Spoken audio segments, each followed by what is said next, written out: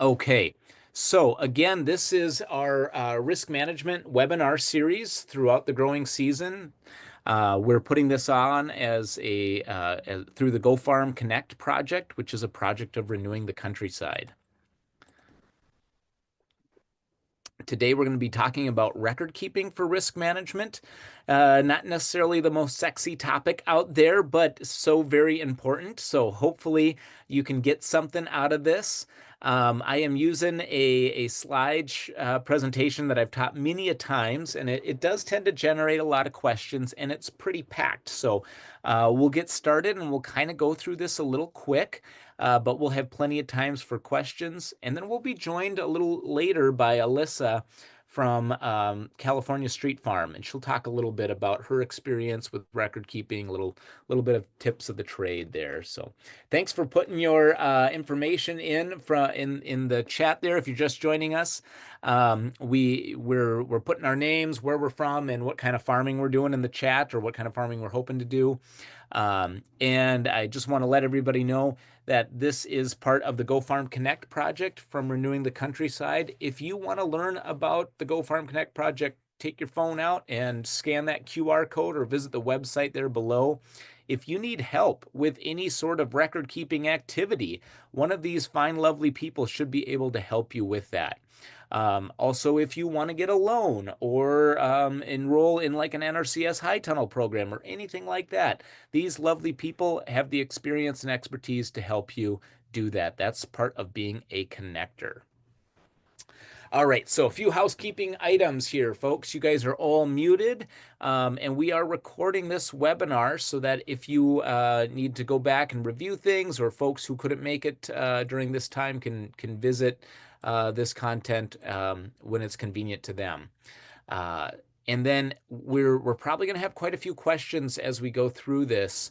If you could take those questions and put them in the chat, we have some staff monitoring the chat, and we'll ask those questions during question time out loud. If you don't feel comfortable asking something in the chat and you want to contact me directly, I'll have my name and number up at the end of the slide so we can talk about it there. So those are our housekeeping items. And if you're just joining us, go ahead and put your name, where you're from in the chat, and what kind of farming you're doing or hope to do as a little intro here. Oh, we have a little glitch here. Okay, there she's coming in. My reception was not very good on a couple of morning meetings today, so we'll see how we do. But again, this is part of one of several of our lunch hour webinar series on risk management this summer. They all go from noon to 1, May through September. This is the third one we're doing on record keeping.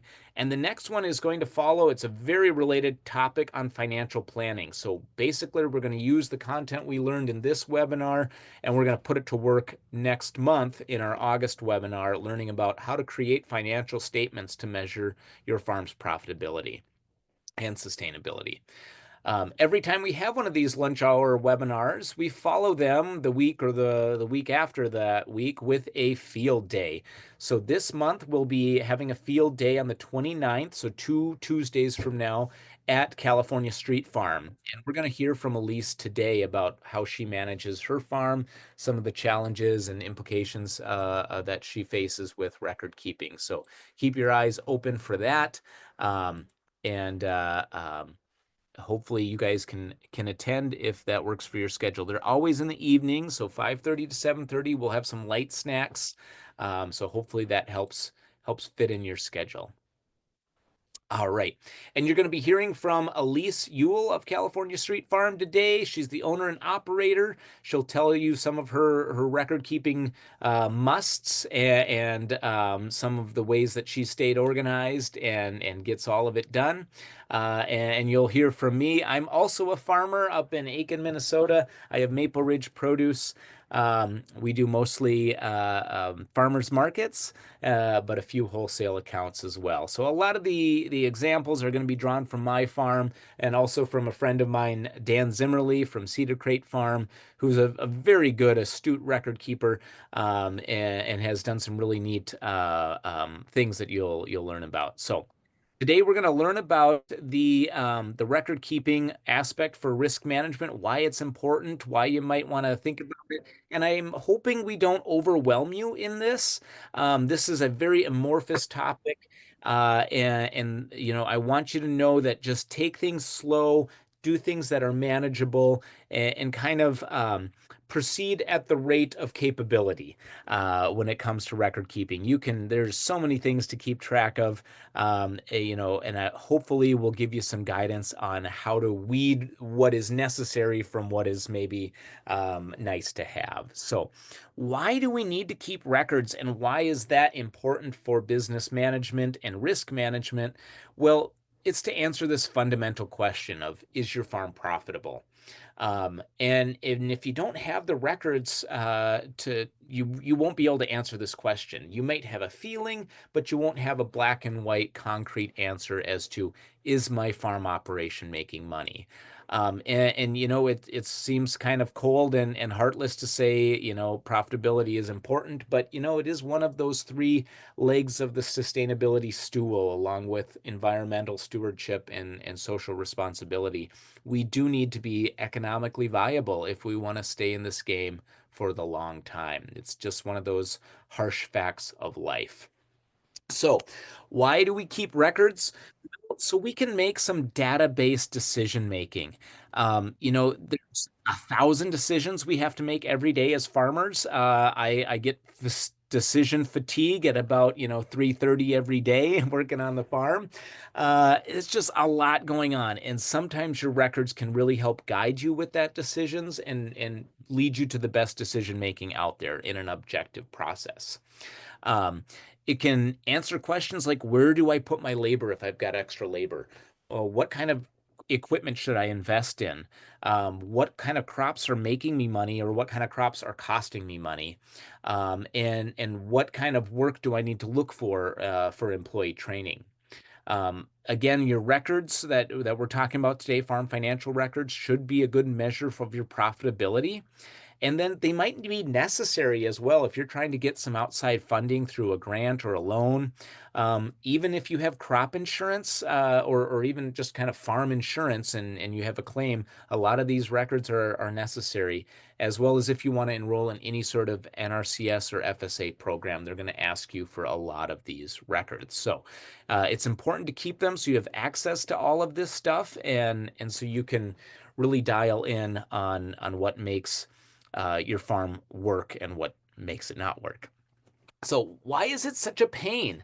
I've had other farmers in my program that, are actually accountants, or they've owned other small businesses, and then they start their small scale farm, and they think, oh my gosh, what the heck? Why is this so much more difficult than normal business record keeping? And it's because, this is a very pioneering industry, and we don't have, a whole lot of systems set up for farming on this kind of scale. If you were farming on more of a commodity scale, there are things set up a little bit more practical. But this is really novel territory here, folks. So that's why a lot of times you're feeling the pains of this. And I would say it's a lot of detail to keep for maybe not as big of those returns as if you were, in more of like a retail operation. Um, Lots of things to keep track of, just because we grow so many different types of things, and we're doing so many different practices on our small scale farms. If you're just joining us, go ahead and put your name in the chat, and where you're from, what you're farming. Welcome. Thanks for joining us today and sharing your lunch hour with us. We are talking about record keeping for risk management, and right now we're just going to jump in and talk about the what are the necessary things to keep when it comes to record keeping. So basically, there's four things that you want to keep track of, and I would not start with all of them at once. The four main things to keep track of are income, expenses, production, and then labor or time. And if you're just starting your farm operation, I would encourage you to just keep track of your income right now. Keep track of all those sales. That's going to be most informative as you grow your business. And then oftentimes, a lot of your expenses, you can capture them either by looking at your bank statements or someone might give you an invoice. So those things can be tracked down if you're not keeping track of them right away. As you grow your farm business, you'll have to do farm taxes, and then you're really going to want to see those expenses. So those are important to keep as well. But if you're just starting, just start with income right now and keep track of that. The things you want to keep track of with income are when did that sale occur? That's quite important. Where did it take place? So, was it at the farmer's market? Was it out your back door? Was it to a wholesale account that you had to deliver to? And then what did you sell? That's always kind of a tricky thing to do, especially if you are at farmers markets and you're selling maybe 80 different varieties of items. And there's some tips that I can tell you on how to keep track of all those different things. And then, of course, how much money did you make? What was the value? Those are the things you're going to want to keep track of for sure. So, those four things: when, where, what, and how much. We're going to have the same thing basically being repeated for all these categories. Um, Another couple things you might want to think about is what types of income are you getting, and then through what income channels are they coming in? So, is it cash? Is it a check? Is it credit cards? Or are you at the farmer's market and you're getting all these tokens? Are they paying with Venmo? All of this tells you different things about your customer, and it also has different tracking requirements. Like if you're getting tokens at a farmer's market, you're going to need to track that a little differently than the cash in your account. Um, it all goes to the same place, right? It's all going to go into your bank account, your farm bank account. But keeping track of that type is a real important thing to do. It tells you what your customers are like, and then there's some different ways that you can kind of get the best value and measure what the best value you're getting from that different type of income. The other thing you want to keep track of, which goes in with the where, is those income channels. So, are you at a farmer's market? Are you at this farmer's market A versus farmer's market B? Are you selling a CSA on a certain day in a certain place? Um, all those sorts of things really come up and help when you're analyzing your business and help you drive to make good record keeping decisions. When you're keeping track of expenses, now this is the second category that I'd have you keep track of. If you're really ambitious and you want to dive in and do both of them that first year, you're going to want to keep track of the same things. When did that expense happen? Where did it happen? What did you buy that made that expense, and how much did you spend on it? Um, we're going to also add a category, an expense category, which I'll get into in a little bit. And that'll help categorize where your expenses are coming in on your business. So let's again turn our attention to income records. All right. So the first thing we're going to look at is income and expenses. And again, if you're just joining us, and it's your very first year or first several years of really getting serious in this farm business, really focus on keeping track of that income. This is kind of the easiest one to put off almost because you get back from that farmer's market and you're exhausted and you've got to count that till, and I'll do it next week, and then that turns into next month, and then you've got this pile of money at the end of the season and you don't know what you did to make it. If you keep these income records, it's really going to help you grow your business in those first few years, telling you where that income is coming from. Um, so, uh, we want to keep track of those types of income, whether it's credit card fees, payment apps, marketing costs, all that stuff. They all have a place. Taxes are a good example of why you might want to keep track of that type. And then you also want to be able to measure. I look back at the end of the year and see how much Venmo fees I've paid out for my business and how many credit card fees I paid out. I think last year we paid about $2,000 in credit card fees. And that helped us make the call that, you know what, we're going to charge those credit card fees onto our company or onto our customers instead of have it be with the company. And that's going to save us about $2,000 a year. Um, why do we keep track of those income channels? Well, we want to be able to measure at the end of the year what one made you the most money, what was the most profitable market to attend. And again, we want to keep track of the date that we got that money, the place that we got it, that market channel, the items that were sold, and sometimes it can just be, farmer's market brought, lots of broccoli, onions, and lettuce, and that can be enough for items. Or you could just put, I was at farmer's market A at this date, and that could be kind of your item for that place. And then also the amount that you got. All right. So here's an example of what my income looks like, my income spreadsheet. So folks, I'm not using anything fancy for my record keeping, just some homemade spreadsheets. I did try the QuickBooks and PC Mars and some other software programs. And you know what? I've always just come back to my spreadsheets. I don't have to remember a password to get into them. And so, the best record keeping system to use is the one that you're actually going to use. So I'm still just using spreadsheets to keep track of all this stuff and pretty happy with that. So here's an example of what I've got going on here. I've got when I'm bringing that money in. So I measure my weeks as I go throughout the growing season and track my income by week in all these different market channels. So I've got a farm stand at the end of my road. I've got 3 different farmers markets I'm going to, 2 different wholesale food hubs I'm selling to, as well as my own wholesale accounts. So that's the where, and then I've got the the how much, as you can see here.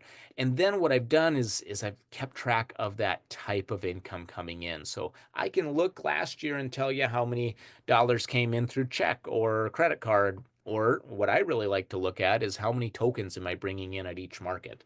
That's a real nice thing to know. So that is one of that's how I'm keeping track of all of my income streams coming in per week. But I do keep track of my farm stand sales a little bit more detailed, and that's per day. So every day we're unloading the farm stand cash box and seeing how much is in there. Again, I'm keeping track of what type of monies is coming in there and how much. So there's various different ways you can do this. Again, you can even do this just on the back of a notepad or something if you're at the farmer's market, and you can count your till up and write it down how much is in there. Generally, what sorts of things did you bring? Um, I've gotten a little bit more fancy now, and I've put in all of my different items into a square POS system. So now I can actually look back and see I sold 40 heads of broccoli on this particular day. It's not perfect. I miss stuff. You get so busy at farmers markets, you can't log it in, or you forget because you were talking to a customer or something like that. But it does give me a nice understanding of what you've been able to sell per that day. It's really nice for forecasting too. So the next year I can see, all right, I sold at this particular date this many cauliflower or whatever, which is valuable. It's also you have to adapt it to the actual growing season, which is always different. So here's an example of Cedar Crate Farms year-end look at all the different things he sold. So at one glance, he put it in this nice chart. He could see what kinds of things is he selling most of. So you can see his mesclun mixed lettuce and his head lettuce. Boy, that makes up about 1/8 of all of his production. That's huge.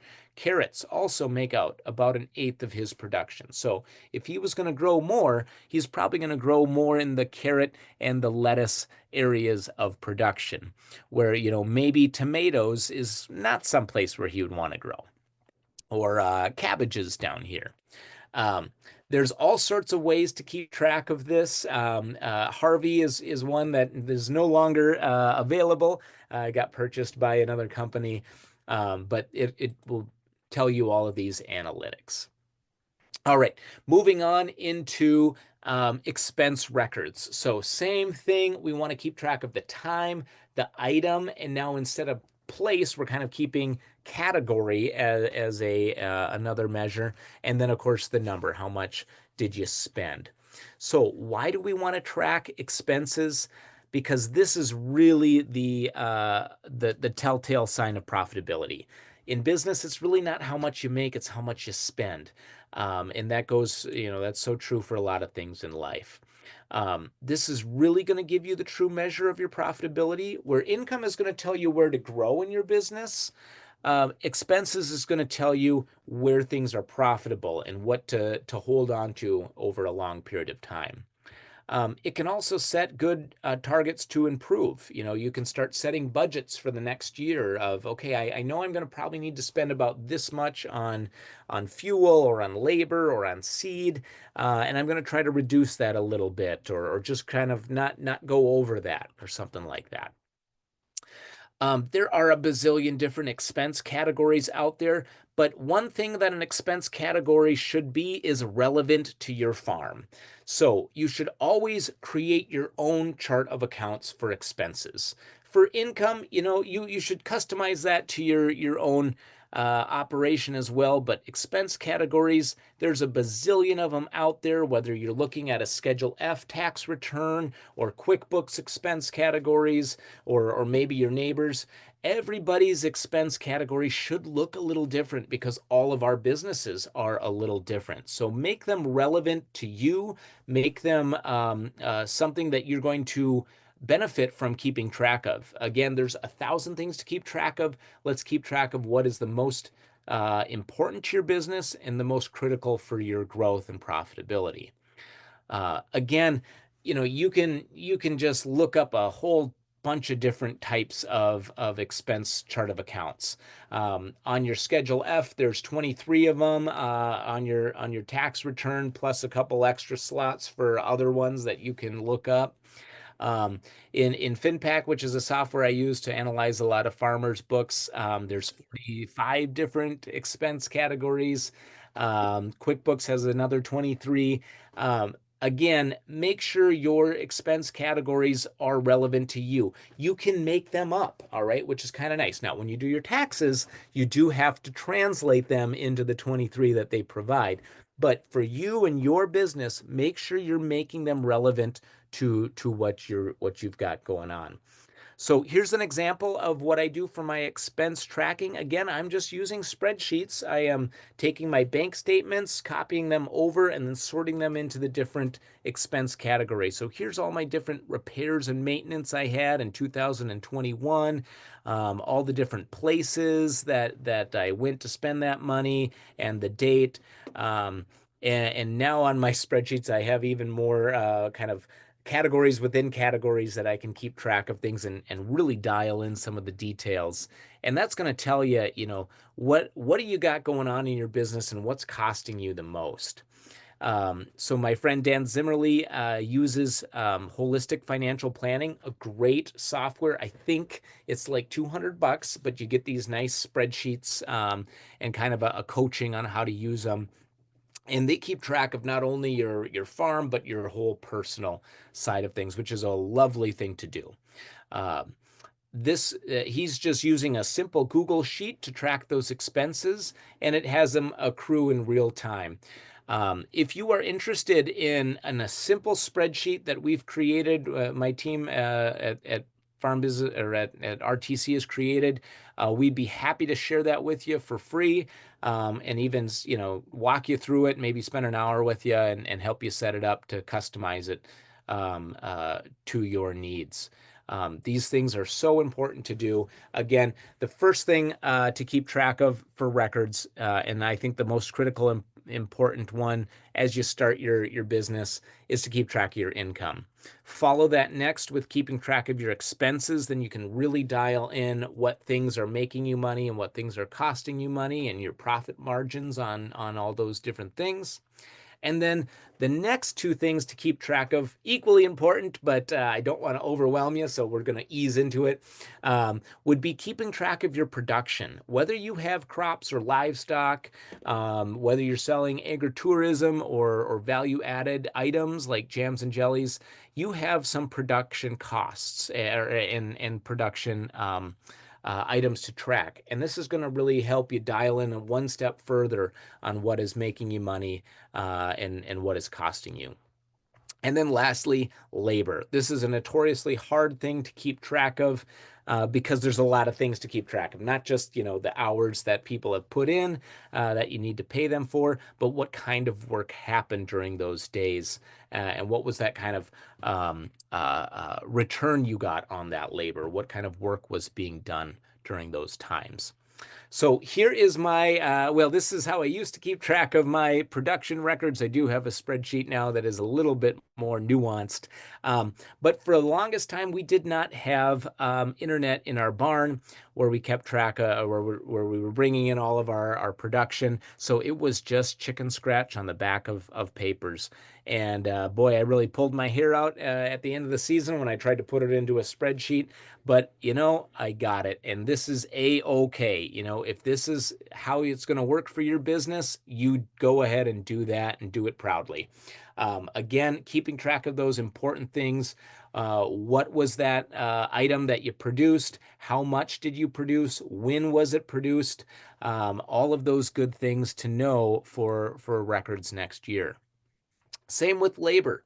How much did you spend on that labor? What were the hours that were put in? When did they happen? All of those things are good to keep track of on your labor. And then as you get more and more into it, you can talk about, what kind of activity was happening during those hours. Um, Often, this is from Dan Zimmerle's record keeping, and he had for 1 year. He only did it 1 year, and then he decided this is too much on my employees. But there, as the employees would log in for the day and leave, they'd have to kind of log what they did during that day. And he had just 7 categories that he kept track of, and so they'd have to figure out how much time they spent planting versus weeding versus bed prep, that sort of thing. And that gave him a really good idea of where his labor expenses were really going to and what kind of um, uh, crops were being were most labor intensive. If you're just starting out, I wouldn't encourage you not to keep track of labor at that at the first few stages of the game. I think production is probably a little bit more important than labor. Um, but it is a very fine thing to do. And I can show you a little bit of the data that Dan Zimmerly got as he kept records on his labor. So he kept track of only 3 crops. So it wasn't like the whole thing, but he kept track of his labor in those 7 different categories: harvesting, hand weeding, watering, transplanting, bed prep, regular planting, packaging, washing, and pest control. And he kept track of only 3 items: lettuce, sweet corn, and green beans. And a lot of the times we kind of have an idea in our heads, but we don't maybe have the math to prove it. And this is a nice way of getting that. So you can see on his lettuce, he's spending most of his time uh, harvesting, packaging, and washing the lettuce.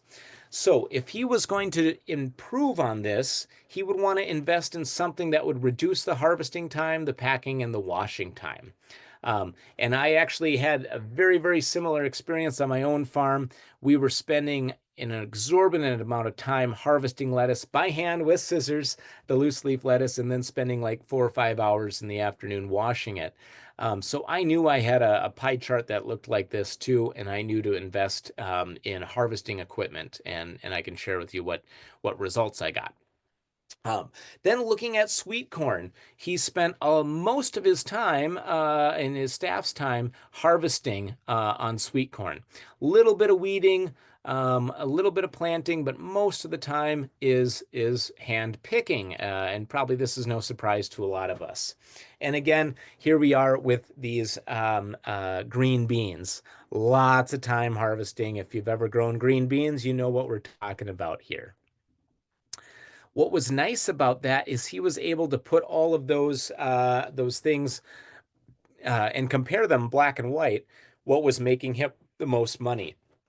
And he found that it was actually the lettuce and the sweet corn that was making him more money than the green beans. His green beans were selling, I think, for $6 a pound, which, when we did this 3 years ago, that was a lot of money. Now it's about regular, it seems like. Um, But he decided, okay, I'm going to cut back on the green beans with this data, and I'm going to push forward with the lettuce and with the sweet corn because that is costing me less on labor and bringing me more revenue, even though the price point on the green beans was higher than the lettuce. Um, I had a similar experience in my own farm. I ended up investing in one of those eco weeders and the farmer friend bubbler machine cut our time harvesting down to about 10 minutes a bed instead of 4 hours.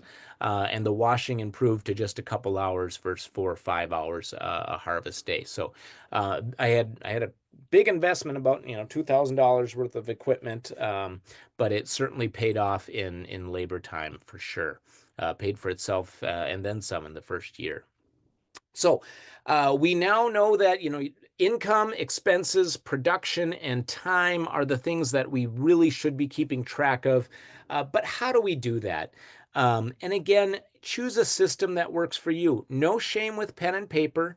Oftentimes, this is some of the most reliable things we can do. No internet required or fancy computer systems. Everyone has pen and paper available, and sometimes that's just what you got to do. Um, Excel and Google Sheets are free and oftentimes can do a lot of the hard lifting of the math for you. And there are just a ton of different record keeping accounting software programs like Square or Wave or QuickBooks or the Holistic Financial Management program that you can enroll in. Again, choose a system that works for you. I spent a good amount of money on QuickBooks and then ended up really never using it. So use the record keeping system that you're actually going to use. That's the right one for you to use and stick with it. Be consistent. Give each record keeping system or accounting software a good year before you switch. Even if you hate it, just kind of get the motions in. You've got to kind of train yourself a little bit before you know if that's going to work for you. A few helpful hints as we go forward.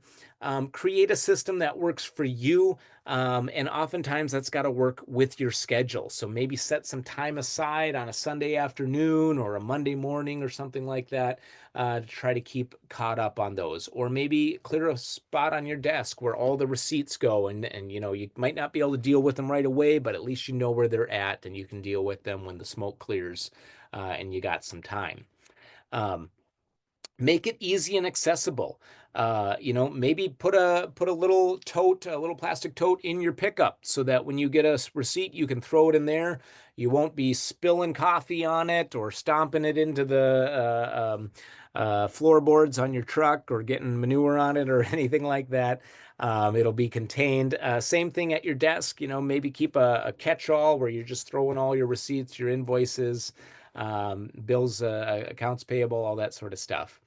Um, and again, software programs are great. They're going to do a lot of the money or a lot of the addition for you. They can automatically calculate how much you've spent in each expense category in real time. You can, hook them up to your bank account. You can get your phone on there and take pictures of receipts and auto file them and all that. But if that is not something you're going to use, there's no shame in just old-fashioned pen and paper. Again, use that record keeping that you're actually going to use. Um, and then get the team involved. If you got staff, have your staff help you with it. If you've got family helping you, have your family at least encourage you to continue to do that. And it will make your life easier. So I'm going to talk a little bit about some of uh, the benefits and the things you can do once you have a good set of records. Um, the first of all, you can really set a confident price when you have those records. You'll know what your bottom line is. We can do some math that we're going to learn in the next webinar about break-even analyses and profit margin and all that sort of stuff. So you can kind of say, all right, this is exactly what I need to charge. And you can go to that wholesale customer and say, no, I can't take this price. I need this price and this price is my floor. Um, you can make very good database decisions for investments, like my lettuce harvester and bubbler machine. I would have probably gone off and gotten some nice new tractor implement, but using the data, I ended up using that dollars for the lettuce harvest, and I'm very happy with it. We were able to harvest up. I think we did $9,000 worth of lettuce last year. Um, it also is going to help you identify areas of weakness in your business. What's costing you a lot? Maybe this farmers market is really expensive to go to, and maybe you're doing just fine at another one, and you can kind of push more product that way. Um, and a lot of us as business folks have feelings about this that are pretty accurate, but it's going to confirm or maybe even correct those gut feelings we have about what is happening in our business.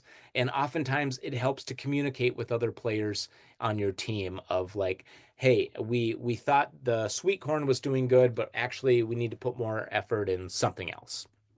Um, it can also help identify those workflows and work overloads and bottlenecks. And it can help you set goals for the next year, forecast harvests and sales, um, and feel confident accepting that wholesale uh, contract because you know you've done it the previous year or whatnot. Not to mention, you can also get loans, grants, better insurance rates if you have those kinds of records to back it up. But one of the main things that I like to see when working with clients is that we're able to develop goals from those records. You're going to spend a lot of time and a lot of heartache and headache doing these records throughout the growing season when you're busy with so many other things. Let's put them to work. So in the off season, I like to set some goals with clients about, okay, this is what we're looking at for last year. Let's set some goals for the next year. This is what I do. I have my weekly sales goal each week, and then I'm measuring, did I meet that sales goal? And you can see here this week I didn't meet it, but I beat last year, so I was feeling pretty good about that. And you don't always hit your goals, especially in farming. This is a very fickle enterprise, very weather dependent. You can see I had a yearly goal of growing 10%. I think this was in 2022, and I didn't meet it. Which I was close. I mean, 9.27% is close, but I didn't quite meet it. Um, but at least you have an accurate measurement of what's going on in your business. You can shoot for those targets. If you don't hit there, well, it's still better than having no idea. Um, and then finally, the trends and the forecasting are very important. I used to think that August was my busiest month, but then when I put it to black and white here, it shows that July is pretty good. This is a big month on our farm, and September is keeping right up with August. So now we are a little bit more serious about our September products. We're going to the market even if we're tired, because we know September is still a pretty darn good month in my operation. Um, and then finally, what records do for you is they can help you create these financial statements, which then makes the decision making a little easier. Again, as farmers and small business owners, we have decision fatigue or executive dementia or whatever you want to call it, because we just have so much decision making that we need to do all the time. And what's nice is if you have a good set of records, you can create some of these financial statements that can take the stress out of those decisions and really lead you into that right decision making that's going to ultimately benefit your business. So these financial statements are balance sheets, income statements, cash flow statements, whole farm and enterprise budgets. And then a financial analysis. And this is what I love to do, and my colleague Laura Call Up love to do. This is what our job is as farm business management specialists is helping you dial into your business and create these financial statements. But what we need to do it is the records. So it is crucial that you at least keep track of income if you're just starting out. I know you might be exhausted after that farmer's market, but hey, get that tote out, put the date on it, throw that money in there. You can count it when you've had your nap or whatever, but try to get things into number form. Think of it as like the shadow harvest on your farm. You've got all these products you're harvesting, but you should also be harvesting data. And the nice thing is you can start doing that at any time. You don't have to have 1,000 head of cattle or 3 acres of vegetable production. You can keep track of records right away and harvest that data no matter where you're at. So thanks for enduring with me here. We're going to now hear from Alyssa, who is the farmer and owner of California Street Farm right down in Northeast Minneapolis, about how she keeps records. And Alyssa, I'm just going to throw it over to you here, and you just let me know, and I will forward on through your slides. Great. Thanks, Eric. That was awesome.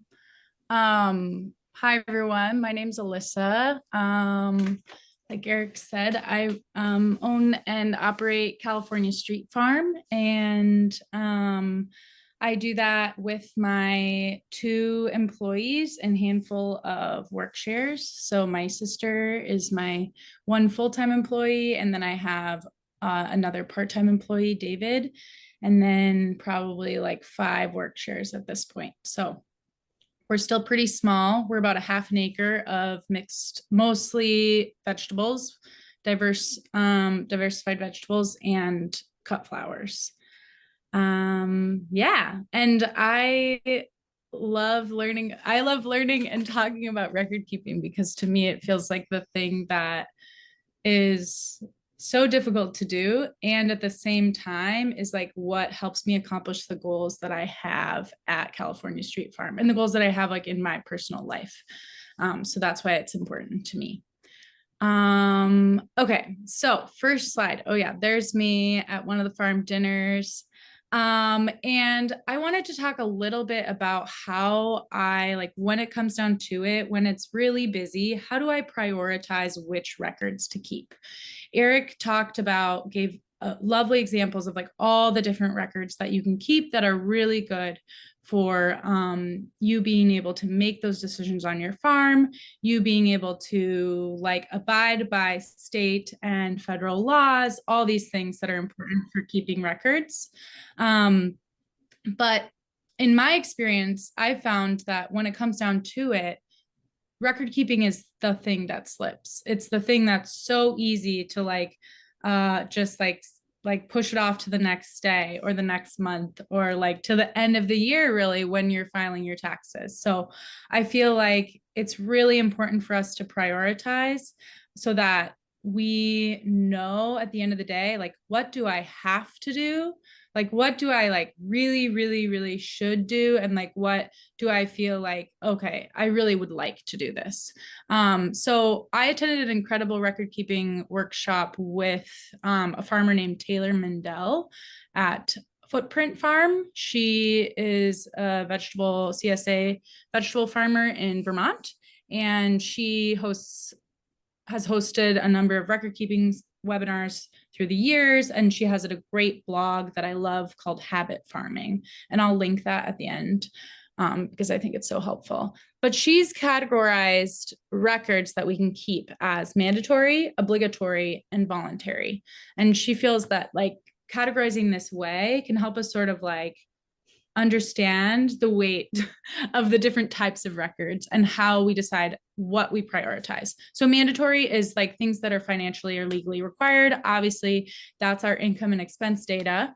That's going to go in our Schedule F, and we're going to use it when we file our taxes at the end of the year. In addition to that, I put in like information like employee timesheets for paying our payroll taxes. So paying our employees and paying our taxes for them. So those are sort of my like at absolute minimum, those things have to be done, you know. And then we have our obligatory. So these are things that are sort of like a second tier because it's not required by law, but it is required by like our organizations that we've chosen to be a part of. So things that fall into those categories are records that we have to keep for maybe organic certification, GAP certification, records we have to keep for grant programs that we are participating in if we got a grant. And then we need to, most grants require you to then submit receipts and also information about what did you buy? How did it work out? What happened? So those things all fall into obligatory. And then I would say the voluntary includes the third category. Voluntary includes essentially records that you're like, this is important for me in running my business, but nobody else is coming knocking on my door looking for these records. So that would include our cost of production data that Eric was talking about. I would include in there like a personal timesheet. So I'm not on my farm's payroll. My employees are. I just get a monthly stipend. That's how I pay myself, which is better than, some. So go me, good job. But I would say that a personal timesheet, that's not something I do because I haven't gotten there yet. But one day I would love to do that because that would be really important for me to understand exactly how many hours a week I'm spending on my farm and what I'm doing with them. Because that's valuable. I would say also like maintenance logs for equipment, irrigation logs, what are you gonna like keep track of how much it's raining, different things like that. Those are all voluntary. The things that you feel like this is important for me to know how my systems work. That falls into voluntary. So I kind of like go down these records when I'm deciding, and I will say I'm usually deciding in the wintertime which of these records I'm deciding to keep for the following season. So I'm spending my winters filling out my spreadsheets, making new ones, creating systems so that record keeping is as easy as possible in the summertime once the season gets going for me. So, and then creating sort of like catches like for myself, like safety nets for like, if I slip on something, it's not going to be a huge headache if I don't get that thing done until the end of the year or whatever it is. So usually I love looking at these things and making a decision at the beginning of the year of like which records I'm going to ask myself to keep and build systems for those in the wintertime. Okay, you can go to the next slide, Eric. Thank you. Okay, so my essential record keeping tools at California Street Farm. So I too started on, I would say these are what I use right now. And I'm probably missing some because I think record keeping is so vast. I just kept thinking of things that I was like, oh, that's record keeping. Okay. So right now I do use QuickBooks. I also used to use Google Sheets. I did the holistic financial management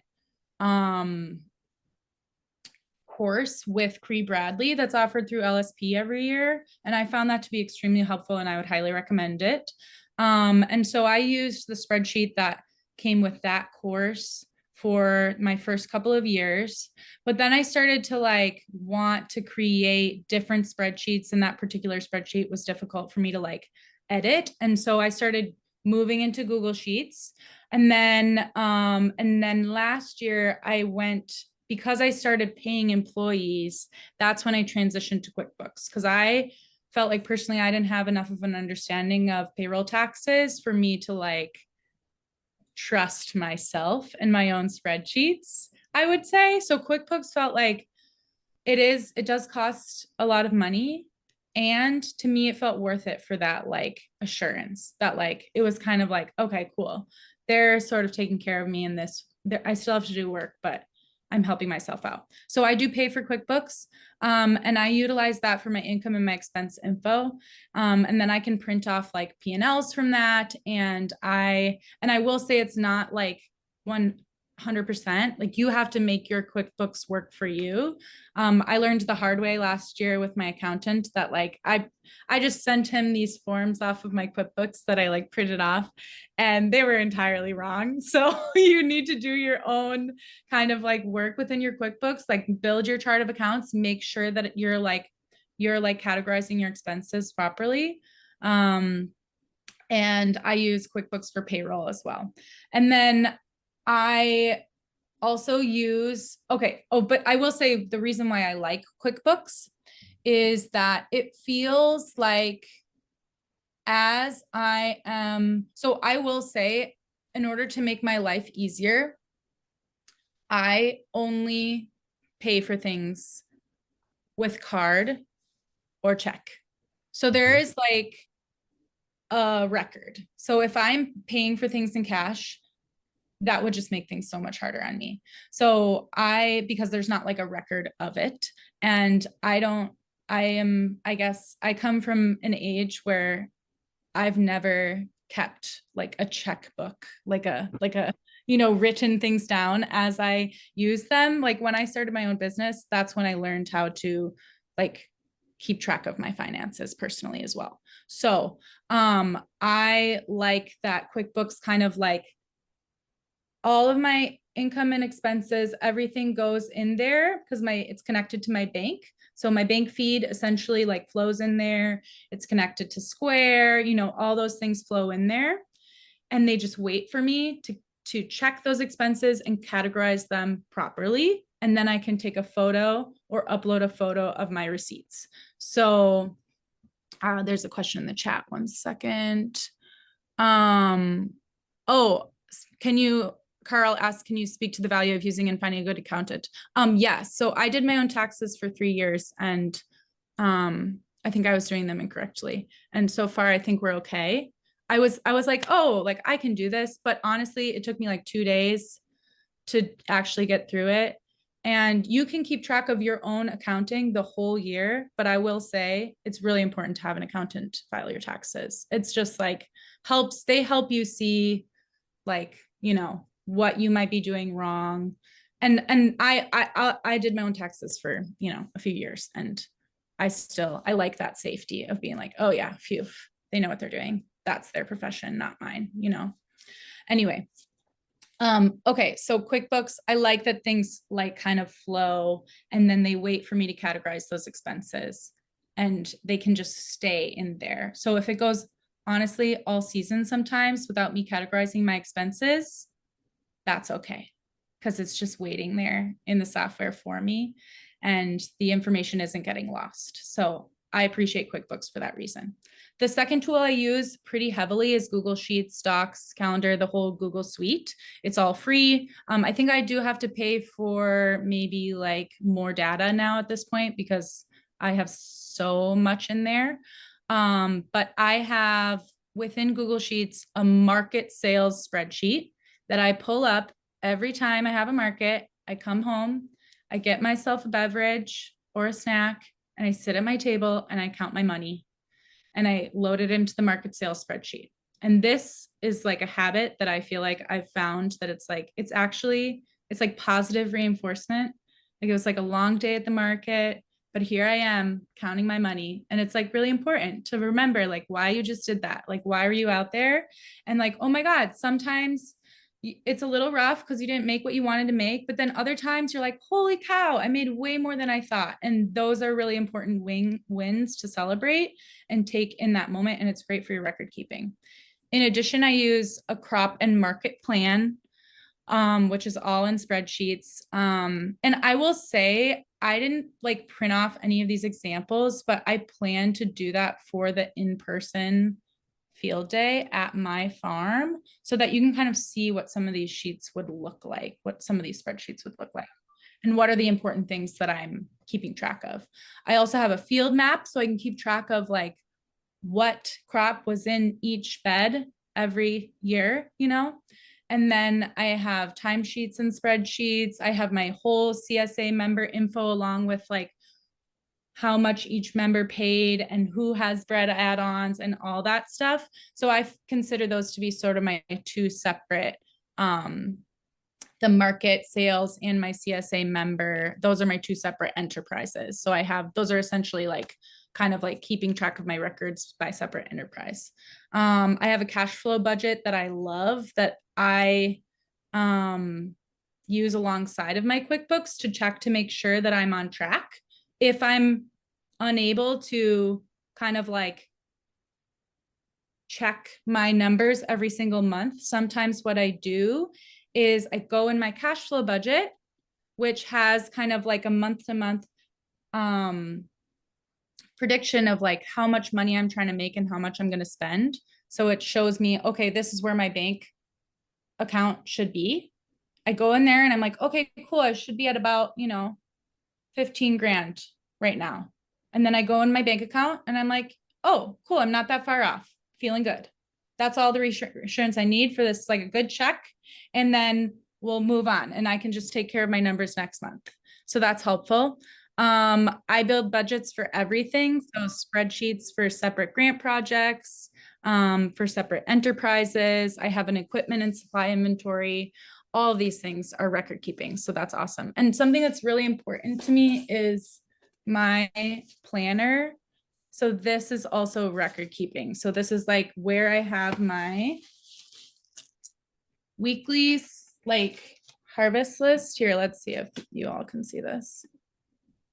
Okay. Hold a little closer. Put it a little closer. So we have the weekly harvest list right here. It's just on paper and it's not perfect, but every week, so this is like a weekly planner, I can go back and we can look at, oh, see, it's not perfect, right? We got wet. But we do have last week's harvest list. And then I can keep track of it. It's physical. My employees can look at it. They can check on it when they finish harvesting the kale. It says how many we got. It says how many we need, how many we got. And then I can later input that data into a spreadsheet later if I want to. To be honest, that I haven't done that yet. And I'm in my fourth season, I keep track of kind of like total numbers because on my farm, it's a value to like grow many types of foods and have a variety for my customers. That's kind of my focus. And I track like my whole sales, but I haven't got to the point of tracking individual crops, which I think is okay for me. I track enterprises, kind of like CSA, market, farm stand, flowers, right? So those things are like, I can decide which ones of those parts I want to grow or take out of. And that's sort of where I'm at right now, which works for me. And a planner is great for like taking notes in meetings and then like having a place where it's like, it's always in here. That's one thing that's key for me is like, make it easy for yourself. Don't have notes flying around everywhere. Buy yourself a planner. It's a business expense. So it's all in one place, right?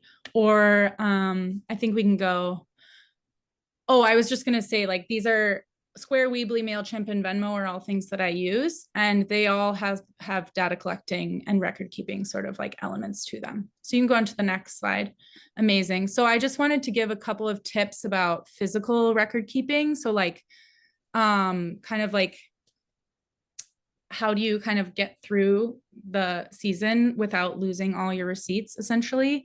So this is a picture on the right of my office. And if you look in the blue circle, can you see that on the table? That, oh, thank you, Eric. The blue circle, that's where all my receipts go when I get them. That's where they go. And in the center console of my van, of my work van. So everybody knows receipts go in the center console of the work van, or they go in this like tray. And truly, they stay in there until the season gets lighter, like October. Mm-hmm. And then the red circle, that's my like receipts by month. So if I opened up that accordion folder, there's like January, February, March. So it like divides them. Oh, thank you, Amy. Yes, visual learners, same. So when I attended this record keeping workshop by Taylor Mandel, she had a similar photo. And I also really appreciated it. Like I needed to see what my office should look like so that my life would be easier. So in the red folder, the accordion divided by months. So then like when I get time, 5 minutes, whatever, I take my receipts out and I just look at the date and I slide them in the proper month. So then I know, like if I, when I'm going to go like take photos of my receipts for like having that in my QuickBooks, I can go month to month and it's chronological and it's not a big mess. And then the yellow circle, that's where I file everything away for long term in the filing cabinet. So that's where I have my employee info. That's where all my receipts go from previous years, you know? So then I take my receipts out of the monthly after I do my taxes, and then I pop them in a folder in a previous year in that file folder. So then I start all over again. So it's really kind of just this like flow so that you can manage those receipts. And then I also consider to be like calendars and schedules to be great record keeping tools. I love a big calendar on the wall. So the left picture is like I bought one of those desk calendars at the Office Max or whatever, and tear it all apart and tape it up on the wall so I can see the whole year. And that's really helpful for my brain and visually imagining the whole season. And also can be, I can like, you know, take this all down, fold it up and save it in my files to look back at like, what were the days that I was at market? I can bring that next to my market sales, you know, like spreadsheet and be like, oh, see, I actually got a new market in May on the second week of May. Like, did that do well? Do I want to do that again? Like in the wintertime when I'm making a decision about like what I want to do for my sales. And then I also have this thing I call the master task calendar. So this is my binder that is has my printed out task list with by date. So it's like I do like transplanting, direct seeding, and things like bed prep in this folder. So this is sort of like something that takes my spreadsheets and makes them readable for my employees and myself out in the field. So that's awesome. And the physical planner. Okay, Eric, you can go to the next slide. Hopefully this isn't taking too long. I don't even know. Oops, I skipped one. I skipped one. Okay, so I know this isn't record keeping, but I really want to like get across like the importance of record keeping, like the why, because to me the why is like why you do it, like why even do it, you know? It's like it's the why, right? And we all run our farms for different reasons. We have different goals. We set, you know, maybe in the conception process, maybe they're just floating around in our head. But we all have different whys. And to me, the record keeping is like what makes the whys happen and like what makes our goals happen and like what helps us accomplish the things that we want to accomplish.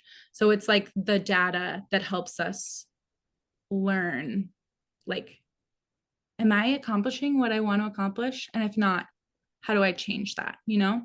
And so this is also a process, this end of season review and preseason planning process I go through every year in November.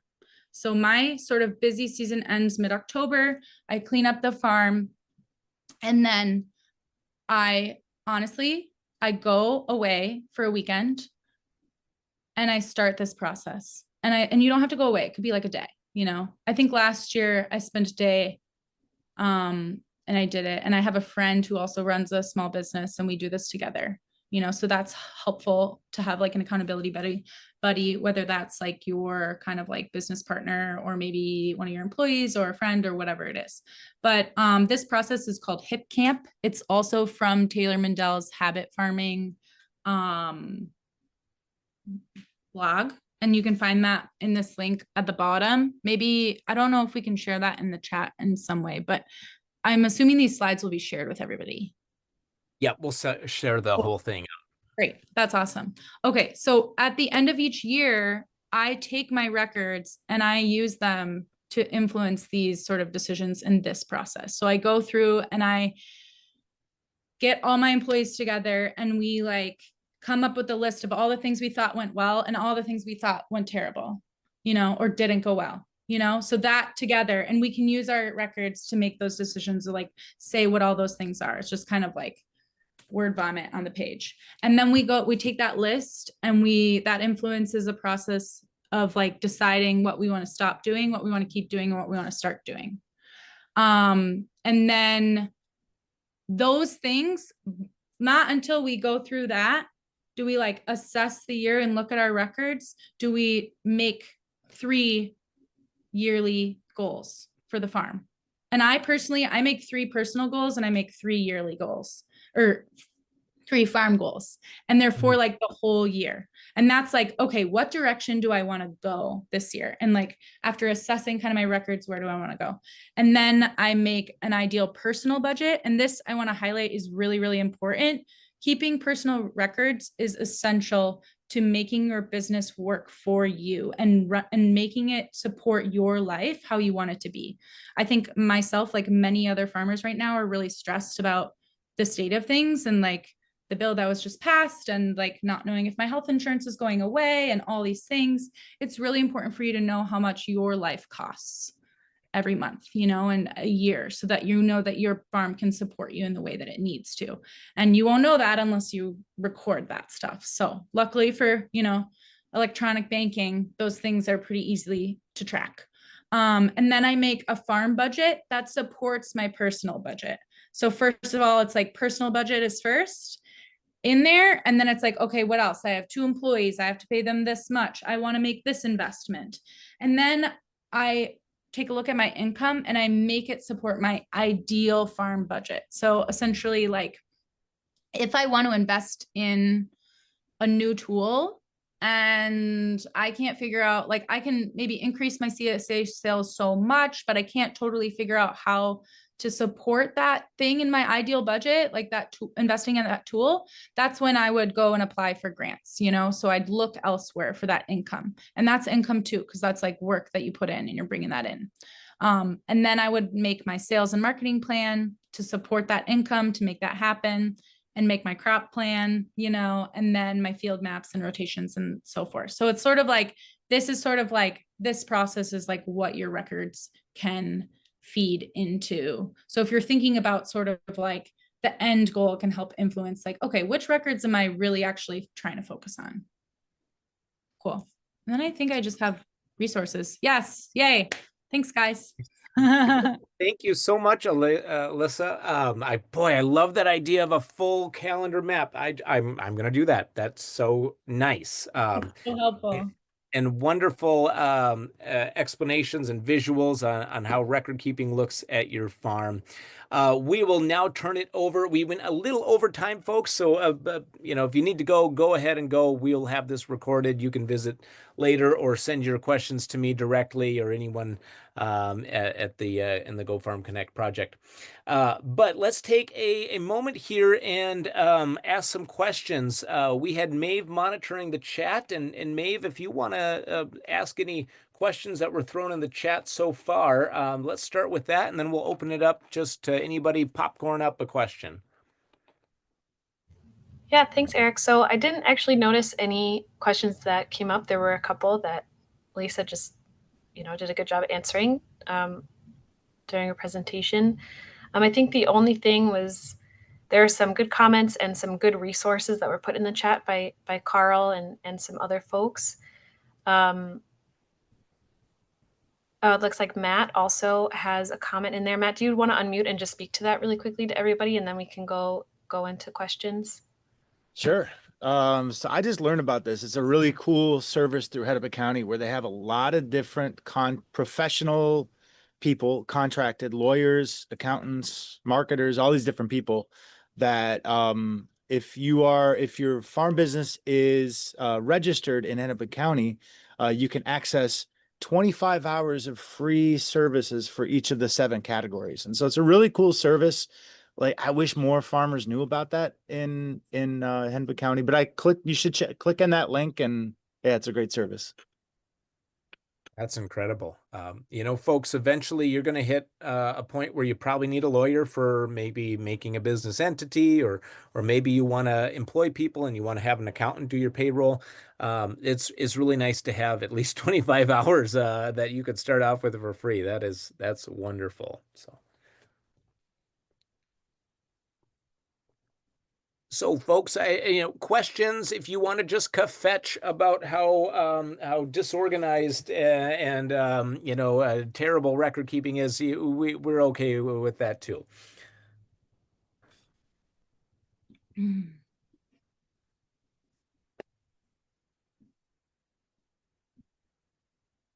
If you're feeling overwhelmed, know you're not alone, and that there is help. At the Go Farm Connect project, we can help you with that, with record keeping. Oops. Um, Directly. Um, and so just another shout out to my team at the Go Farm Connect. Visit these websites, meet with one of us if you need some help, just setting up a chart of accounts or getting going on a farm business. And also, I want to do a shout out to our field day at Alyssa's farm next in a couple weeks here, California Street Farm. 5:30 to 7:30, we'll have some light refreshments there, and you can see how this looks in person, which is always nice to get a visual in there. So go ahead and scan that QR code if you'd like to sign up for that. It is a free field day. Um, Oh, and my computer is kind of overwhelmed right now. Here we go. Um,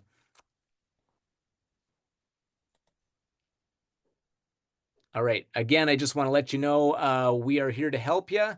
Go to the Go Farm Connect website to get somebody to help you, or my contact information is hopefully coming up here in the next moment. We will be sending out this recording as well as the PowerPoint materials, and then I'm going to send with you a chart of accounts, customizable chart of accounts that my colleague Ryan Pesh at the University of Minnesota created. It's something I use for my clients almost on a daily basis. I've also added a few other tabs like the personal stuff. I think, Alyssa, you did a great job illustrating the importance of really having that holistic management when it comes to finances.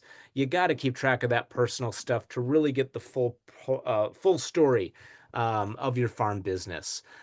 Super important. And you know what? If ever you went to go ask for a loan from the FSA, they're going to ask you for that anyway. So great idea to get that going right now. When I first started farming, I did not keep track of the personal. And then when I finally did a few years later, it was like the missing piece of the puzzle. And that really helps. Especially, when you're early in your farming career, the farm may owe you a lot of money, or you may owe the farm a lot of money, and it helps to straighten out that, especially if you're in like a partnership or something, and you're wondering what are your individual contributions to that business. Um, well, with that, folks, we'll open it up for a few more questions. Otherwise, if you guys got to get going with your day, go for it. Hope to see you next month or at the field day at Alyssa's farm, California Street Farm.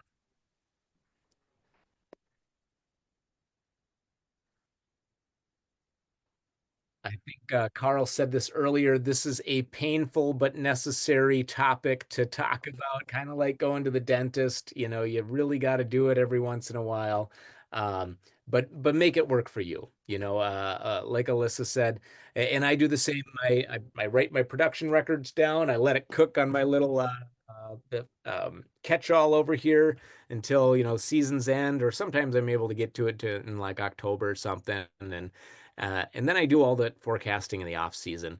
Again, focus your attention just on income and expenses.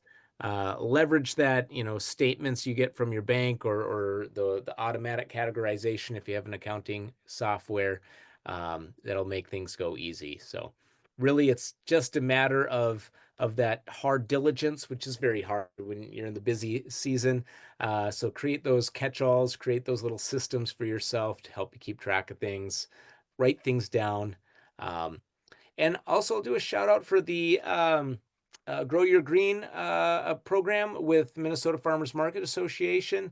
Look for that in the fall. We will be taking another 100 farmers this next year, and you actually get paid to do record keeping in that program. So every month we are asking, and you'll meet with me or a number of other trainers, and we'll be bothering you each month for you to update your records. And it's been a great thing to keep folks engaged in the record keeping. It's been good to keep me accountable for my own. So I'm really enjoying it, and we're really helping farmers. So look for that as well. I'll send that in a link as well.